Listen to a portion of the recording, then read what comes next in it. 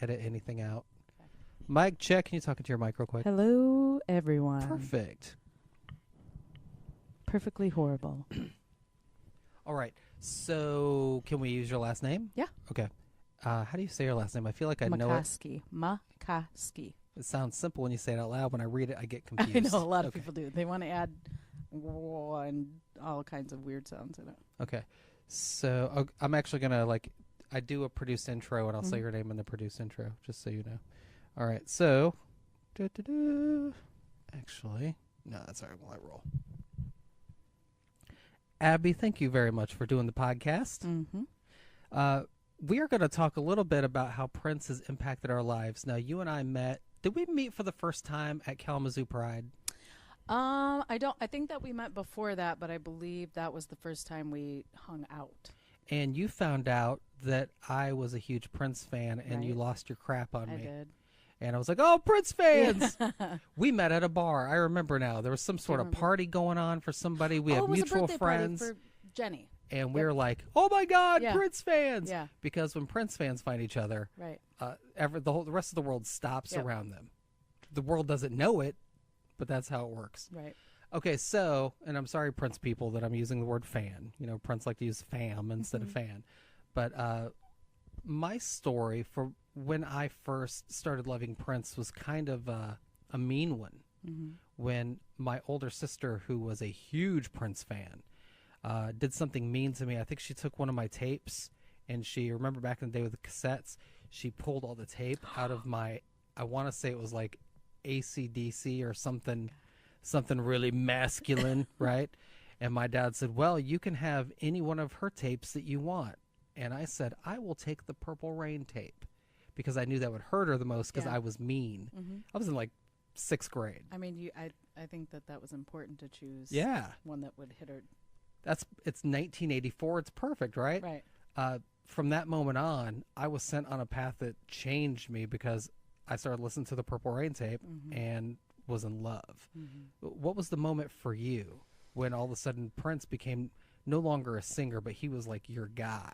The moment for me, so I when I was young, listened to him. Of course, he was on the radio, and my sister, we're all music heads in my family, and so I heard all this stuff on the radio. But the moment that it became like Prince CDs were what was in my CD player all the time was when I was, I would say around like 20-ish, 23, between that. What do you remember? What song or what album got you into it? Purple Rain, obviously. Paisley Park stuck with me a lot. Oh, the song Paisley Park? Stuck with me a whole lot. And then Sign of the Times was another one that stuck with me a whole lot. But the complete album for me, which actually I think there's other people on the album, was the soundtrack to Girl 6. And I think, get out of here. I think that I've owned at least 4 or 5 of them because I'll play them too much, or they would be back when we had CD cases, and not cases but like sleeves. Sure, put them I know in. what you're talking about. And now, like, I have one prized one that I keep pristine because I can't find it anywhere. I look everywhere. That album never gets mentioned. Girl 6, that I'm trying to, there are a couple songs on it that are like really hardcore bluesy. There's a specific song. 5 Women? No. Count the Days.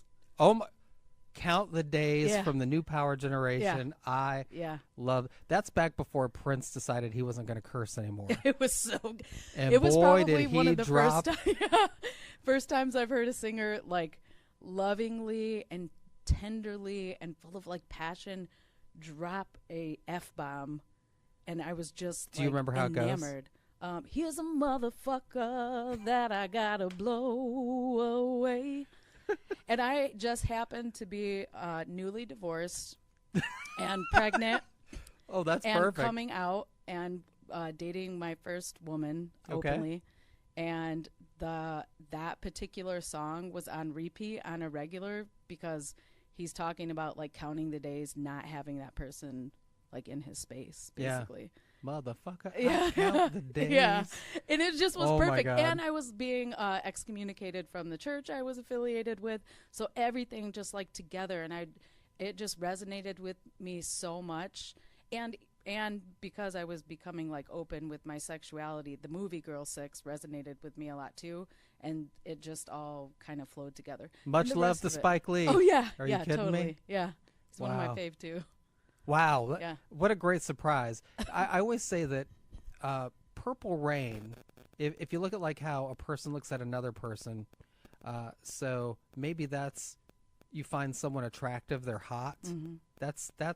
That's the Purple Rain album. Mm-hmm. But what keeps you there is their personality and Is how they Girl treat 6. you. And for you, that's Girl 6. See, for me, Totally. Purple Rain was like the hot, attractive body. But Yeah. what kept me there, like what really kept me, well, first it was Around the World in a Day, the Mm-hmm. Parade album. But then Sign the Times. Mm-hmm. That album front to back, that was a moment that I was undoubtedly hooked. I mean, before that, I was like really in love with the music, but Mm-hmm. that album got me. But Girl 6, I love to get a surprise like that. That's I'm trying to remember all the tracks on the album. The MPG one you mentioned is a great song. Can you think of any others? Like Pink Cashmere is on there. Pink Cashmere. Yeah, which is really sexy. Yeah. And beautiful. There's another. Tonight I'll take you on a fantasy, be your own little nasty girl. Oh, is it she? No. That's Vanity 6. So good. Yeah. Now I'm gonna have to go back and listen to the Girl 6 album. I haven't listened to it in years. It's Shame in on my, me. Actually, in my CD player right now. It's been in there for Wow. a couple weeks. Oh my God, what a great answer. I- We can just wrap this up now. I'm so impressed. Thanks for joining us. Wow. I mean, like, so I was raised Mormon, and there were 3 artists that, like, we typically, like, my parents were listened to jazz and classical and like musicals or church music. My mom would listen to church music, not my dad. And so that's the kind of stuff I was listening in Motown. So we were raised on all that. But when my sister became a teenager and 103.3 was on, and she had it like speed dialed on her phone, and That's a great radio station. apparently it was her favorite. She would tape it. Her calling in and stuff. There were 3 artists that were questionable. One was Fleetwood Mac. I was told I could never listen to because she was a witch. Madonna, because she was like way too sexual. There were some songs that were okay, but some that I couldn't listen to. Right. And Prince, because of how sexualized his stuff was too. So those, of course, became 3 of my, like, when they came on, I'd be like, yes, Yeah. like sneaking it, and still are 3 of my favorite people to listen to. And 3 that's of the best artists of the 80s. exactly. Easy. So I would tape the songs off of the radio because that's what we did back then. And when I was able to like buy my own CDs and things like that, that's when I started in the movie Purple Rain. I had to sneak into my library of movies when I was younger.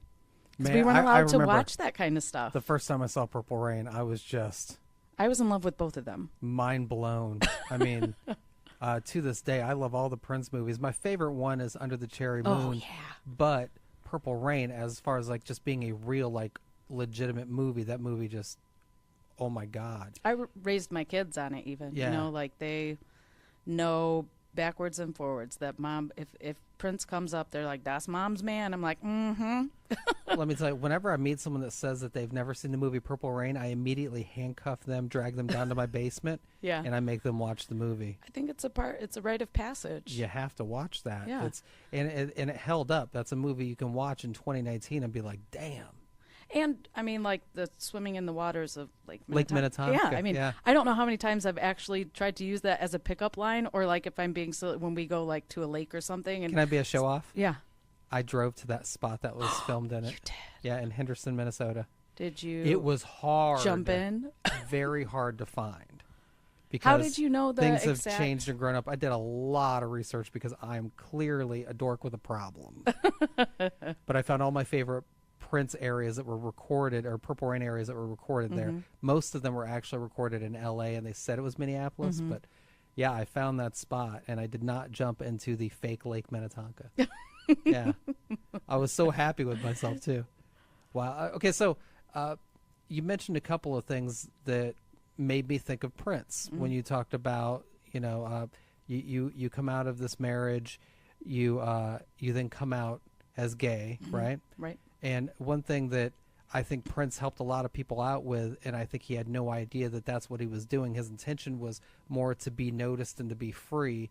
And I think what came out of that with his not being very gender specific, not being sexually orientation specific. Right. Like there was this fluidity with him from the very beginning back in '77, right? And you're a person that kind of follows that in your own life. Talk Most about definitely. that a little bit. So I now identify as pansexual because as you grow, you figure things out about yourself. And I didn't realize at the time, looking back, I can realize that I didn't ever really fit into a stereotype of like what a straight lady was or what a lesbian was. I wasn't like a lipstick lesbian, and I wasn't a butch, but I also wasn't like this like homemaker lady.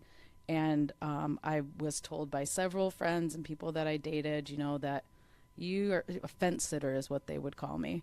I'm like, well, I don't know what that means. And they're like, some days you look kind of like a dude, like what you're wearing, but then some you can rock a pair of heels and like a pinup girl dress like nobody else. And I'm like, I don't think that I fit into that box. And honestly, when I was...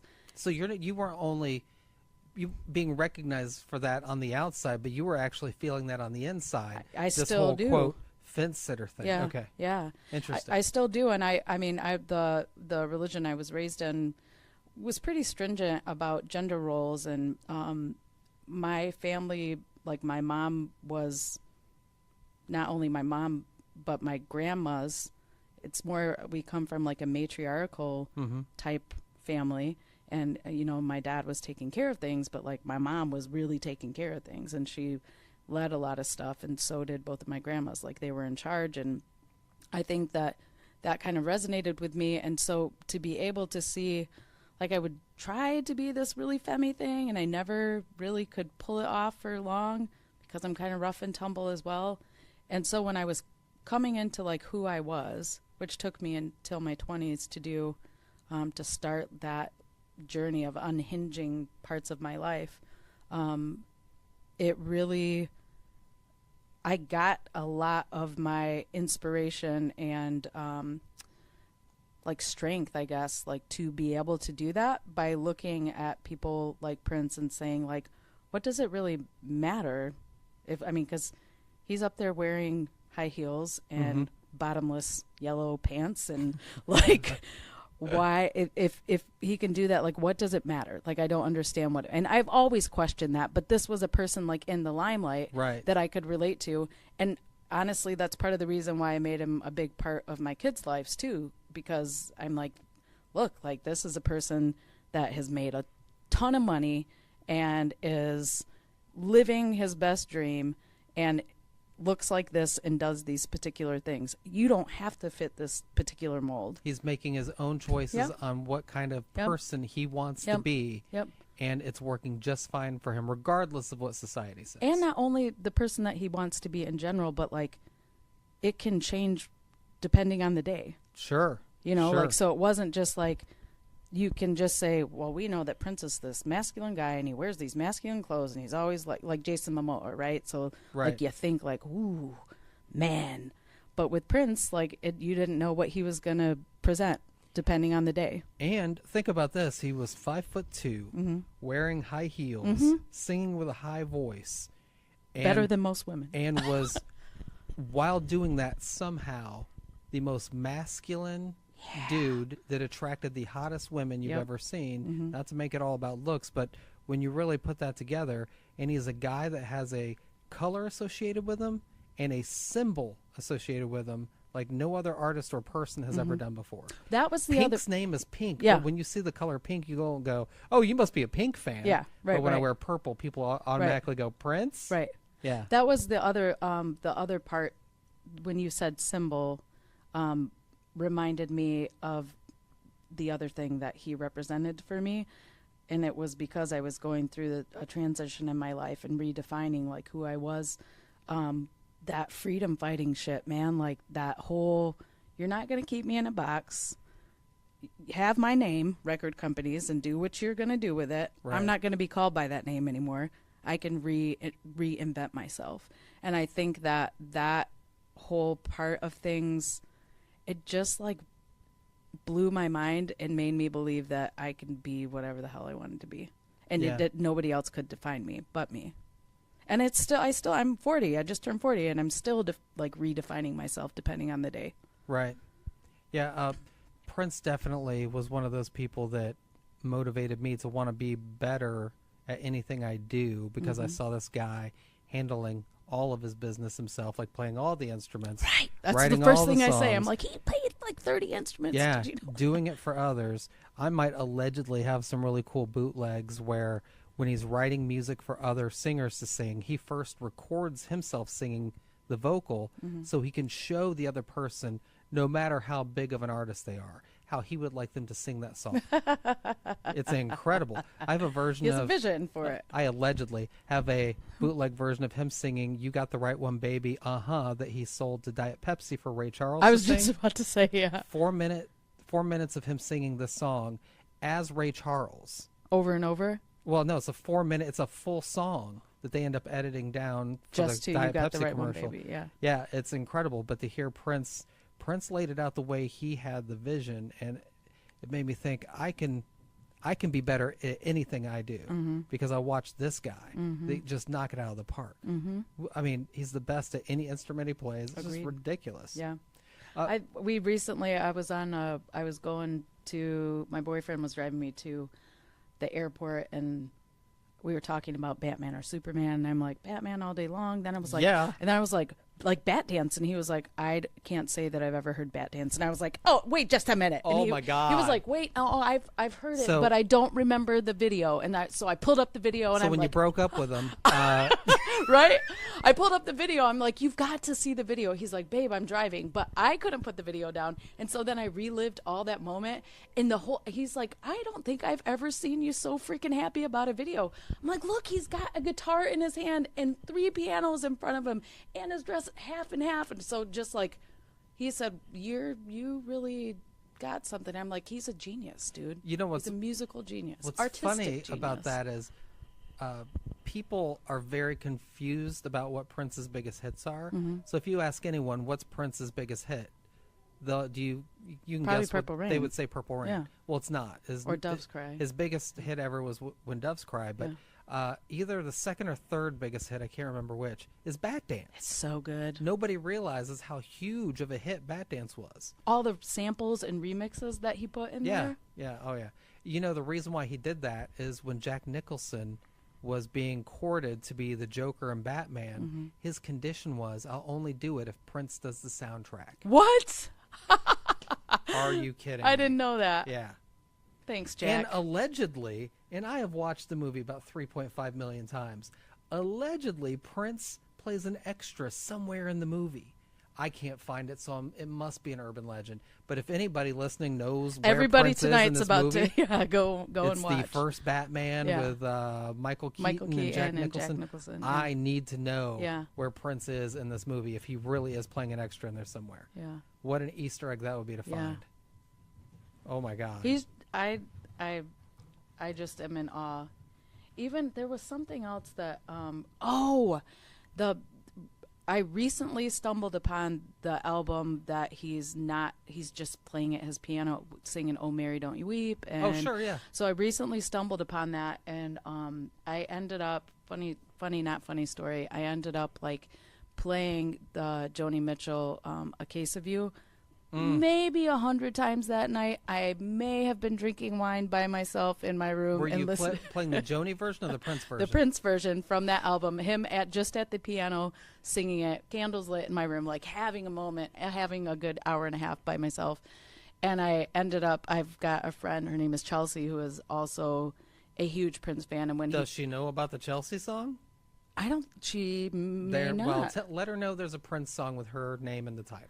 When he passed away, her dad, he's got a car shop down on the south side, and he threw a party, and everybody had to come dressed with either Prince stuff on or in purple, and all we played were Prince music all night on the jukebox. And so I texted her, and sent her that song, and I was like, I can die happy now.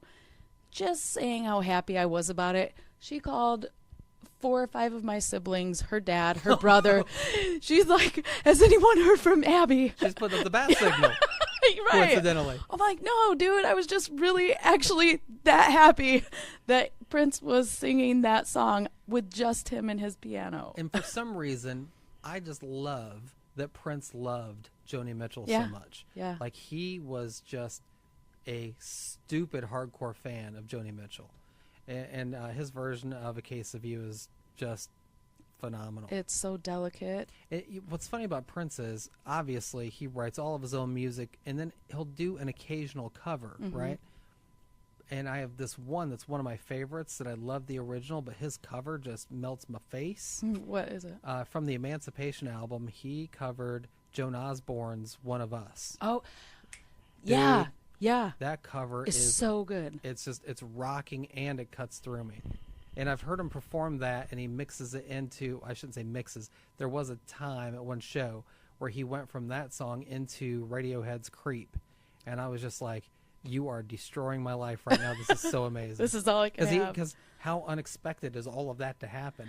His cover of Creep that he did live at Coachella. Yeah, it was amazing. What? It went for really long too, so it was Yeah. a great experience to watch. I think too. I was thinking earlier today too about when I was younger and when TLC came out with If I Was Your Girlfriend and Yeah. Sinead O'Connor, Nothing Compares. How cool I felt to be able to say to people, they didn't sing that song. They didn't. That They're was not the Prince. original, Yeah, yep. yeah, and they're like, "What? No!" And then to be able to show people, like I wear it like a badge of honor, that like, no, this is the other one, and it's actually better.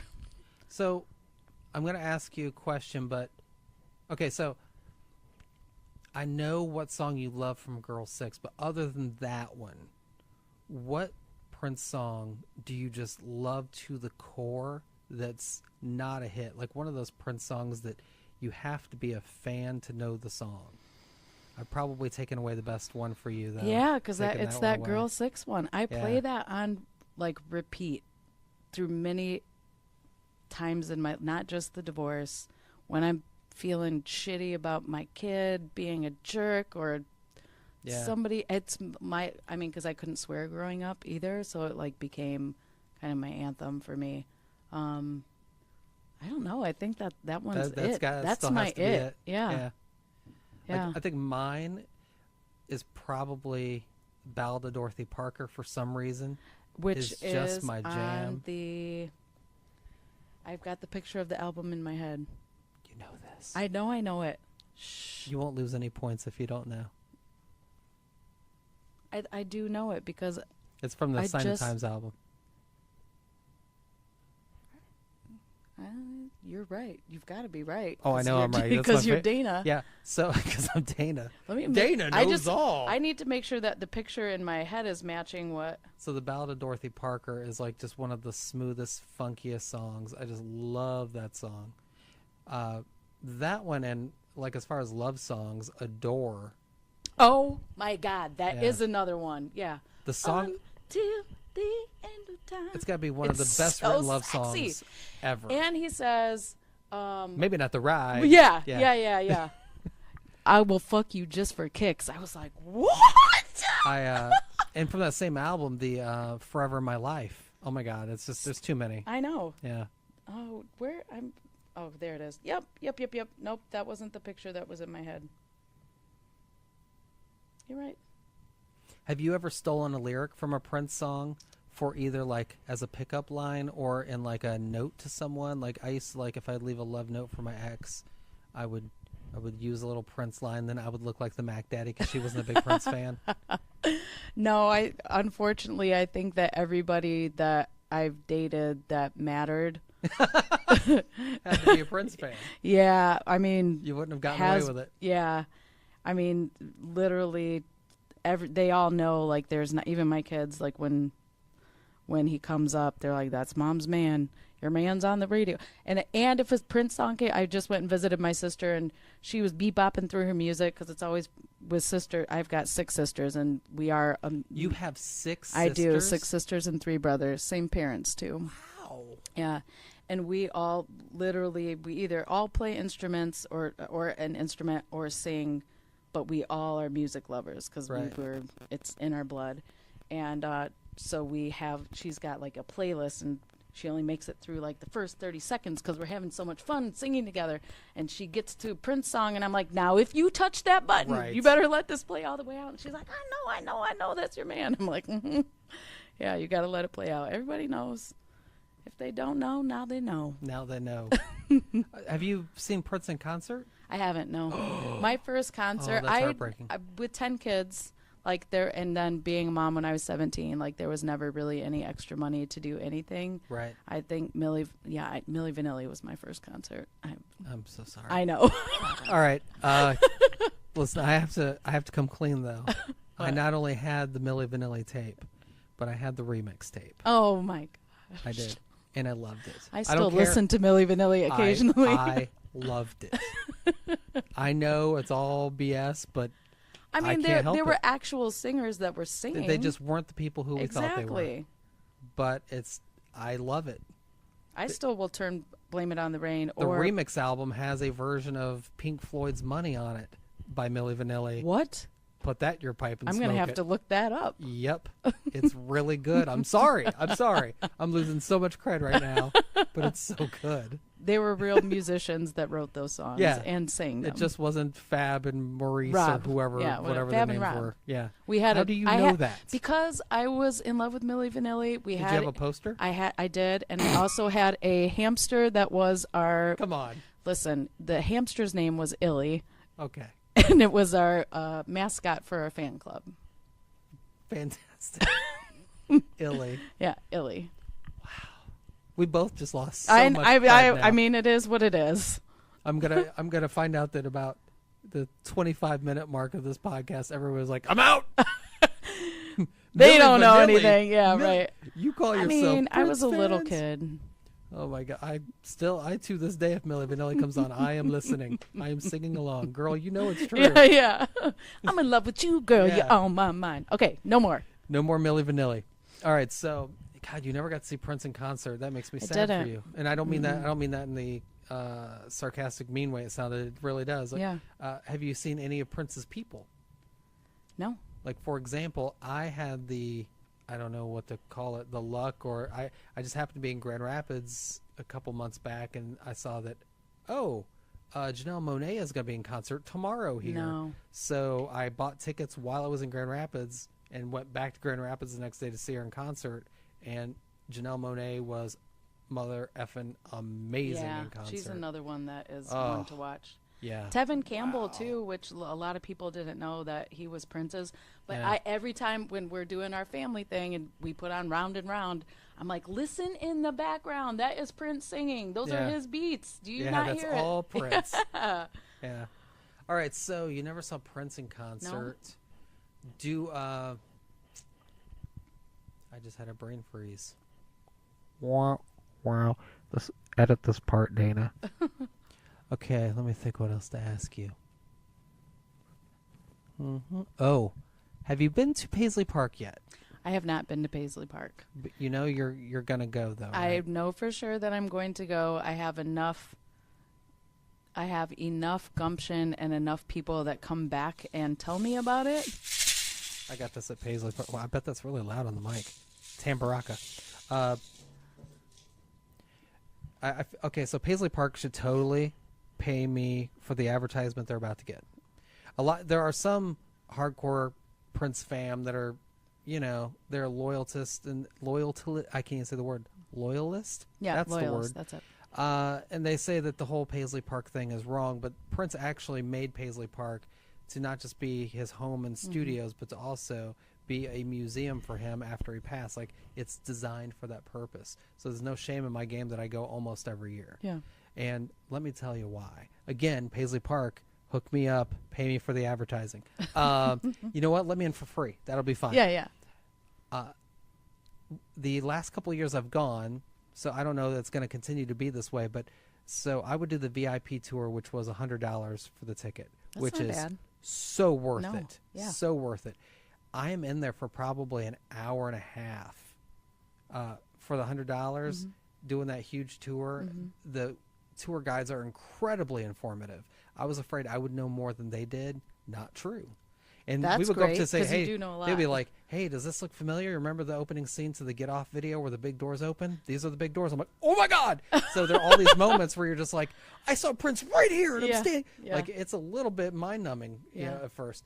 So if you go on Thursdays, I don't know if this is all the time, but it's been this way for me the last 2 or 3 visits. On Thursdays, part of the VIP tour, no extra charge. You go into Studio B where Prince sang into this microphone, and you get to choose one of the 3 or 4 hooks that they have selected for you. An engineer records you singing over the instrumental, No way. gives it to you on a purple thumb drive. No way.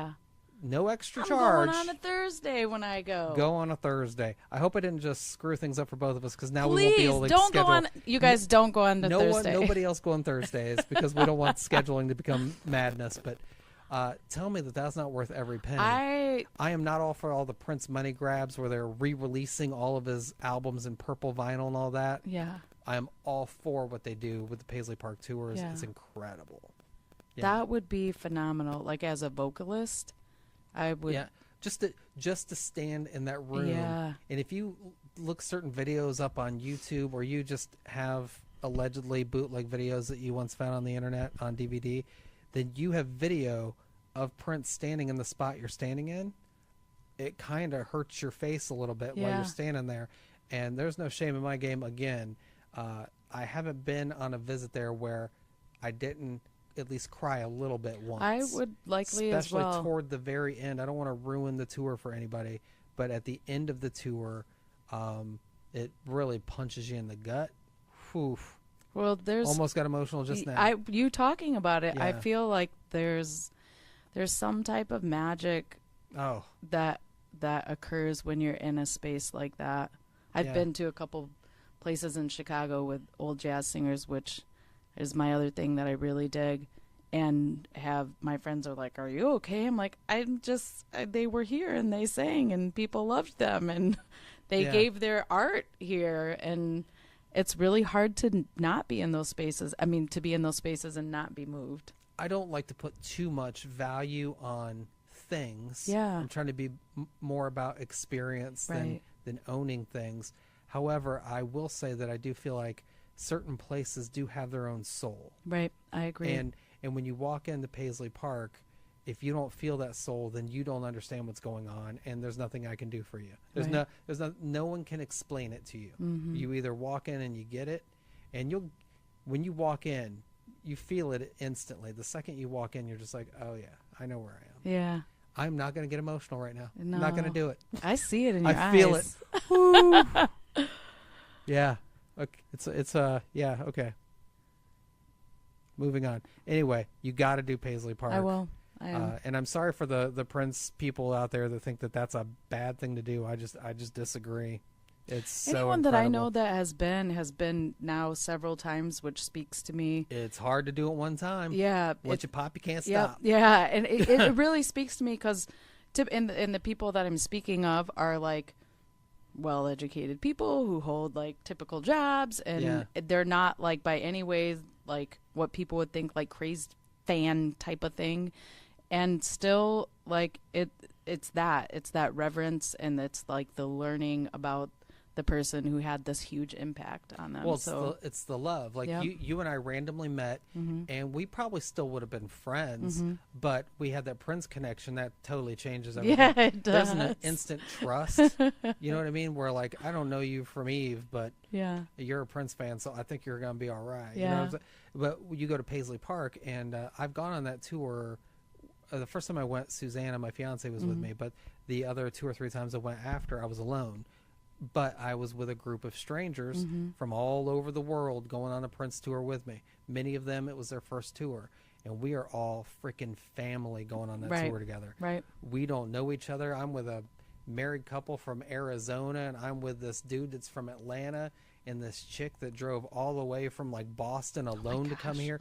We're like all together having this experience together. Like there is nothing but positive feelings. You know what I mean? It's so unique. I don't know where else I could go where no matter what, and by the way, obviously we're all different races. Right. It's so we're all like every tour is. But doesn't that play to the whole? The like, song Paisley Park was about that. Right. It You know plays what I to mean? the whole message of what I think he embodied is that eclectic, like let's involve everything in this. And it's almost like if you look at Prince a certain way, it's almost like he was every race, Right. and he was every sexuality, Right. or every gender, every orientation. Like he was all of it, and he embodied all of that. Right. But I can't think of another place that I could go where all of these different people from different backgrounds could all travel to this one spot, and there's nothing that could make us not get along. Right. You know what I mean? Right. Maybe a strip club. I don't know. I don't know. I really can't think of another place. I stole that joke from probably Chris Rock. It's the one place where every race can get along. But yeah, I can't wait till you go and tell me about it. Maybe I'll go at the same time you do. I'm going in June. Okay. I'll send you the date as soon as I buy my ticket. Send me the date. Yeah. Okay, so we talked about how the first time you really like fell in love with Prince, and that Prince probably had an impact on steering you a little bit in your life and kind of giving you the freedom, Like mentally a little bit. validating me, I think it was. Like, Do you think that's how Prince impacted you the most? Do you think he impacted you musically at all? And when I say musically, I mean since you sing. Right. I definitely would say that as far as like when it comes to pulling a funky line, more so his musicianship definitely has impacted me as a vocalist, like thinking about how I want my stuff to sound, Right. and how layered but simple, like it sounds like it's simple but it's actually complex. That's the key though. Yeah. It's just Yeah. like if I That's the magic if there. I have really good hair, it looks like I did nothing to it, but I spent an hour on it. Yeah, totally. Yeah. It's the same thing where so Prince makes it look easy because Exactly. it's not. And Yeah. I think for me, like as looking at it from from not being like how it impacted my life, but like as a musician, as a vocalist actually, and writing songs myself and like picking things apart and how do because I can't really play I can like tink on instruments, but I can vocally sing to the piano player and the bass player exactly the things that I want. Like I can orchestrate that.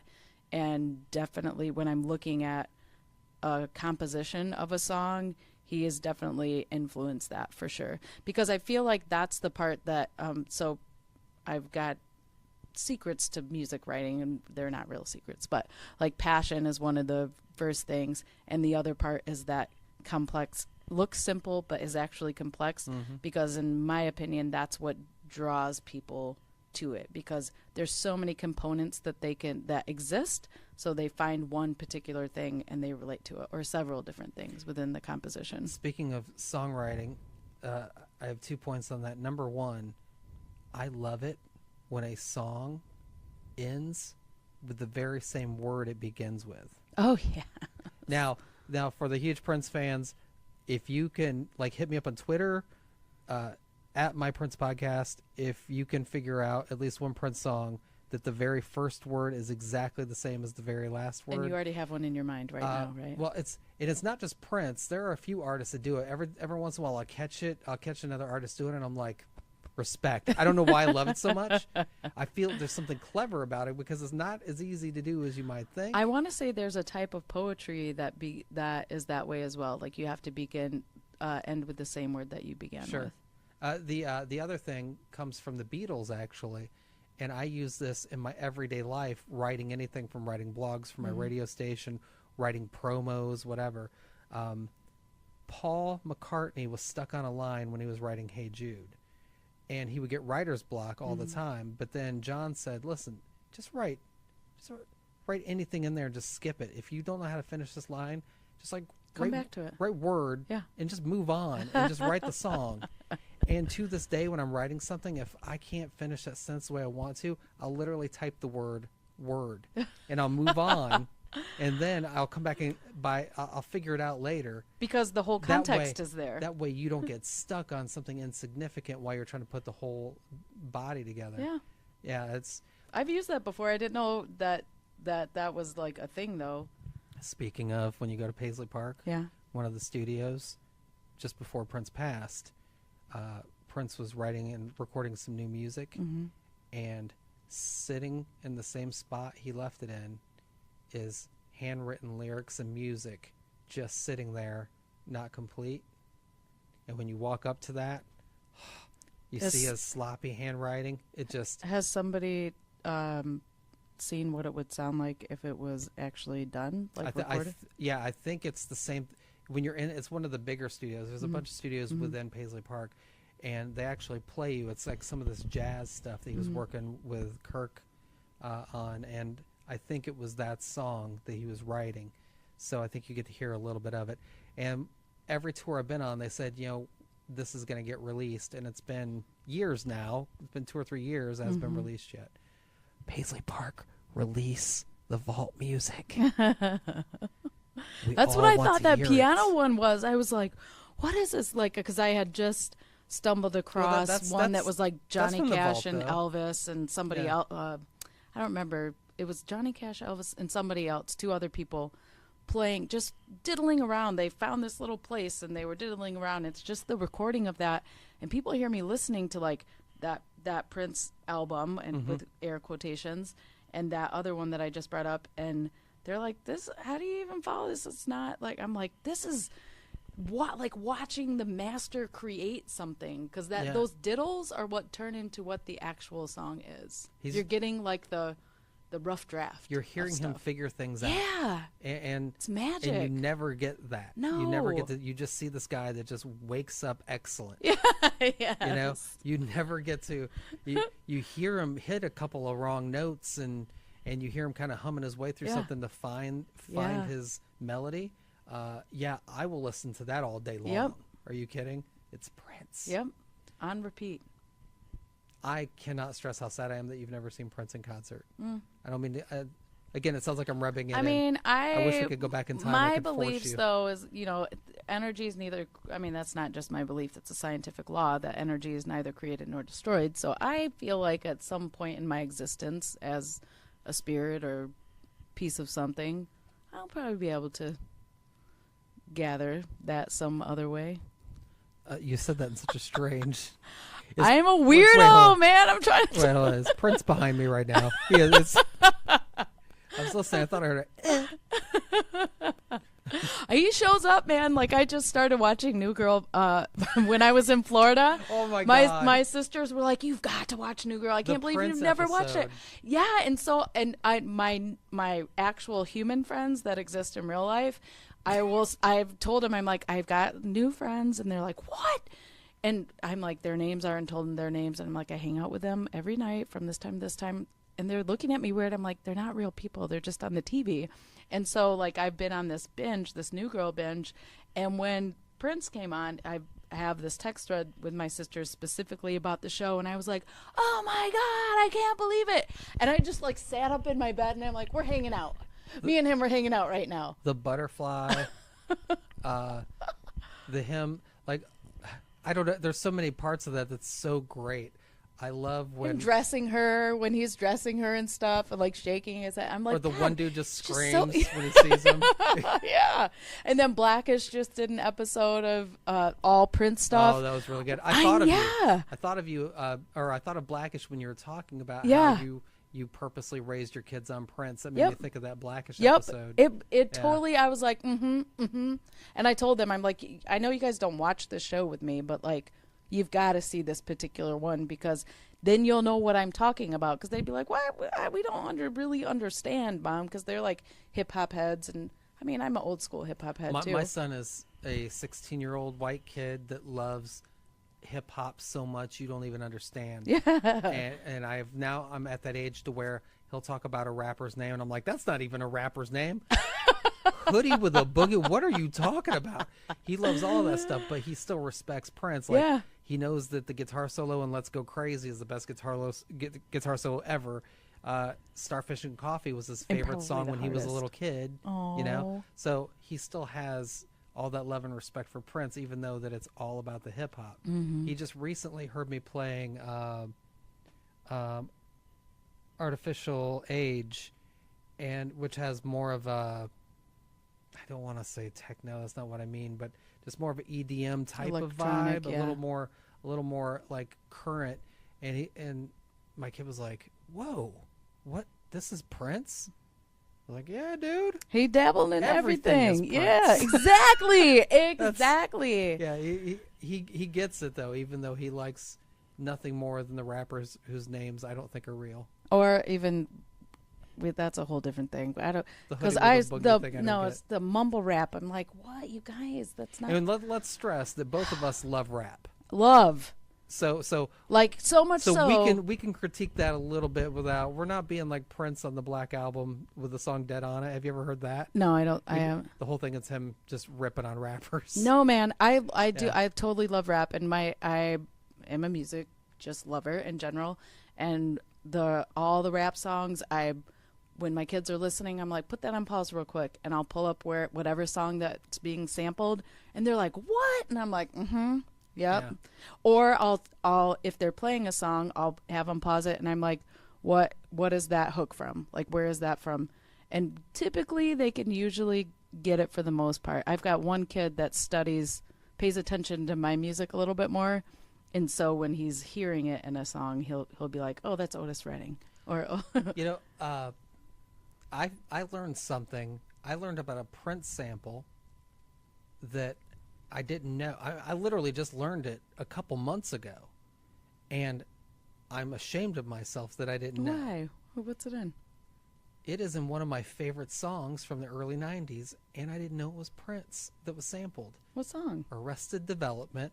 Yeah. The song Tennessee. Yeah. Tennessee. That's Prince? Think about the song Alphabet Street. Yeah.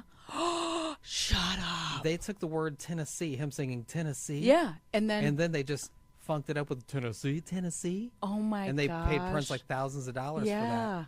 And the beginning of the song Tennessee is Prince. I never knew either. I didn't know. You learn something new every day. I kept listening to it going, oh yeah, that sure as hell is Prince. How did I not pick that out? What is wrong with me? Nothing. Yeah. Everything. And speaking of hip hop, Prince got past that little spat he had with rap, and he had Eve and Chuck D on his rave to the rave to the joy 2000. I can't remember the name of the album now. Now Chuck D was. I just love how everybody comes together. Like, people get on their little things and they feel certain ways about certain things, but when it all comes down to it, it's about passion, and it's about expressing that passion. You love Chuck D? I do like Chuck D. I like hip hop a lot. Yeah, Public Enemy was kind of my jam back in the day. Yeah. I was crazy confused about my race growing up. Yeah. My parents are totally cool with this little white kid from a small white town playing NWA, Prince, Public Enemy. Yeah. God bless them for letting me be who I wanted to be. Yep. Oh my God. It's an important part. I mean, like, that's how we identify, like, who we are and where we are. That's the same. Like, I've got a playlist I've lived in a couple different spots in Kalamazoo growing up, and I've got a playlist for each spot where we lived. And oh my God, I have the same thing. Most of it the same thing. Is R&B and rap. Yeah, for every city I've lived in, I have a St. Joe, Michigan playlist. I have a Florida playlist. I have an Alabama. I have a Tennessee. It's just the playlist of my life from when I lived in that area. That's crazy. All right, one more question before we wrap things up. So, wait, first of all, is it safe to say Prince is your number one artist? I would say he's in my top 5. My number 1 is Ella Fitzgerald, like, of all time. That was going to be my question. Yeah, yeah. Ella Fitzgerald, why? Yeah.